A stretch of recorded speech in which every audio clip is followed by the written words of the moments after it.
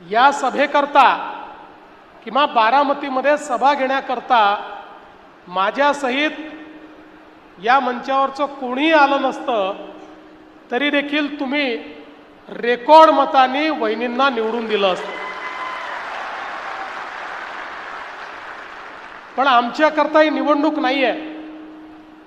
आमच्याकरता दादांच्या स्मृतीचा यज्ञ सुरू आहे आणि या यज्ञामध्ये आपली आहुती जर टाकली नाही तर आम्हाला जन्मभर हे वाटलं असतं की काहीतरी राहून गेलंय.